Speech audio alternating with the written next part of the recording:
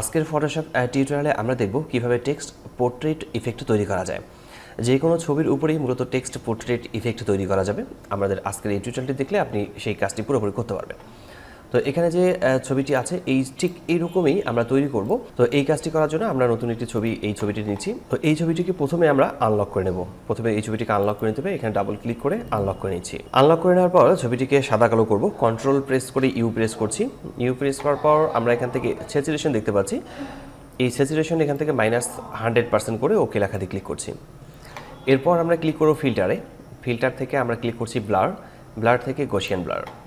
এই Gaussian blur এখান থেকে পার্সেন্টেজ অর্থাৎ রেডিয়াস আপনারা আপনাদের ছবির সাইজ অনুযায়ী দিয়ে রাখবেন। আমি এখান থেকে রেডিয়াস রাখছি 10, দেন ওকে লেখাতে ক্লিক করছি।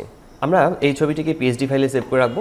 এর জন্য ফাইলে ক্লিক করছি, সেভ লেখাতে ক্লিক করছি, ডেস্কটপে ক্লিক করব এবং হচ্ছে এই ছবির একটি নাম দিয়ে দিচ্ছি। আমরা দিচ্ছি টেক্সট ইফেক্ট। এরপর সেভ লেখাতে ক্লিক করছি। আমরা এটাকে পিএসডি আকারে সেভ করে রাখলাম। এখন আমরা এডিটে ক্লিক করব। এডিট থেকে স্টেপ ব্যাকওয়ার্ডে ক্লিক করছি। এরপর আমরা নিচের দিক থেকে অ্যাডজাস্টমেন্ট লেয়ারে ক্লিক করব। কার্ভস লেখাতে ক্লিক করছি। কার্ভস লেখাতে ক্লিক করার পর আমরা এই ছবির ব্রাইটনেসটাকে আরেকটু কম করে রাখবো। আমি ব্রাইটনেসটাকে আরও কম করে রাখছি, ঠিক এভাবে, দেন ওকে। এরপর টাইপ টুল সিলেক্ট করব। টাইপ টুল সিলেক্ট করে এই পুরো ছবিটাকে সিলেকশন করে নেব। ঠিক এভাবে সিলেক্ট করে নিচ্ছি। সিলেক্ট করে নেওয়ার পর আমরা টেক্সট এখানে পেস্ট করব। গুগলে আমরা র্যান্ডম টেক্সট লিখে সার্চ করলে অনেক ধরনের টেক্সট পাবো। আমি ঠিক ওইরকম একটি র্যান্ডম টেক্সট নিচ্ছি, নেওয়ার পর আমি এখানে পেস্ট করে নিচ্ছি। আর এই লেখাগুলোকে একটু আমি ঠিক করে নেব। তো লেখাগুলো পেস্ট করে নেওয়ার পর সমানভাবে রাখার পর আমরা এখান থেকে প্যারাগ্রাফ ওপেন করে নিচ্ছি। প্যারাগ্রাফ ওপেন করে নেওয়ার পর আমরা এখান থেকে ফন্টের যে সাইজ রয়েছে আমরা চাইলে ফন্ট সাইজ এখান থেকে বাড়াতে পারি, ফন্ট সাইজ বাড়াতে পারি এবং হচ্ছে এখান থেকে আমরা স্পেসিংটাকেও বাড়াতে পারি, কমাতে পারি। এই কাজটি আমরা এখান থেকে করে নিতে পারবো। এখান থেকে আপনাদের লেখার অ্যাডজাস্টমেন্টটাকে ঠিক করে নেবেন। ঠিক করে নেওয়ার পর চেক মার্কে ক্লিক করতে হবে। তো এই ছবিগুলোর লেখাগুলোকে সবগুলোকে আমি সিলেক্ট করে নিচ্ছি। আবারও সিলেক্ট করে নেওয়ার পর কপি করে আমি এটাকে পেস্ট করে নেব এখানে, যেন পুরো ছবিটির জন্য এই লেখাগুলোই থাকে। দেন চেক মার্কে ক্লিক করছি। আর এই লেখার যে লেয়ারটি রয়েছে এই লেয়ারটিকে আমি মাঝখানে রাখবো।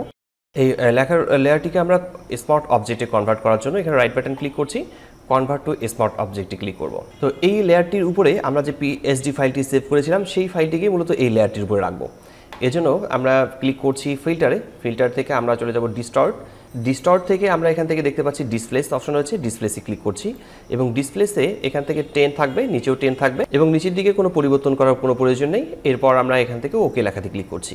ওকে লেখাতে ক্লিক করার পর আমরা ডেস্কটপে ক্লিক করব, যেহেতু আমরা ডেস্কটপে সেভ করে রেখেছিলাম। আমরা যে টেক্সট ইফেক্ট নামে সেভ করেছিলাম পিএসডি ফাইলটাকে, সেটাকে আমরা সিলেক্ট করব। সিলেক্ট করার পর ওপেন ক্লিক করব।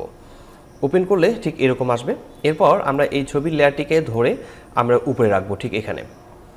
ছবির লেয়ারটাকে এখানে রাখার পর অল্টার কি প্রেস করে আমরা এখানে ক্লিক করব। এই জায়গাতে অল্টার কি প্রেস করে ক্লিক করতে হবে। নতুন একটি লেয়ার নিয়ে নিচ্ছি।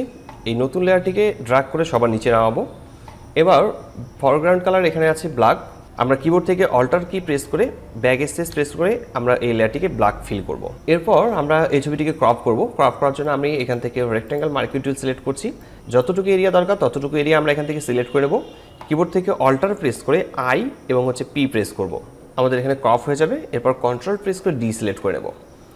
আর এখানকার যদি ব্রাইটনেস বাড়াতে চাই অথবা কমাতে চাই তাহলে প্রথমের লেয়ারটিতে এই কার্ভসের এখানে ডাবল ক্লিক করে নেব। ডাবল ক্লিক করে নেওয়ার পর আমরা এখান থেকে ব্রাইটনেস বাড়াতে পারবো। আমি ব্রাইটনেসটাকে ঠিক এতটুকু রাখছি। ঠিক এভাবেই মূলত আমরা টেক্সট পোর্ট্রেট ইফেক্ট তৈরি করতে পারি। এভাবেই পোস্টার ডিজাইনের ক্ষেত্রেও মূলত টেক্সট পোর্ট্রেট ইফেক্ট তৈরি করা যায়। কোথাও বুঝতে সমস্যা হলে কমেন্ট বক্সে কমেন্ট করে জানাতে পারেন। আমি প্রতিটি কমেন্টে রিপ্লাই করি। আজকের টিউটোরিয়ালটি এখানেই শেষ করছি। দেখা আছে ফটোশপের নতুন কোনো টিউটোরিয়ালে। ততক্ষণ পর্যন্ত সবাই ভালো থাকবেন, সুস্থ থাকবেন। ধন্যবাদ সবাইকে। আল্লাহ হাফেজ।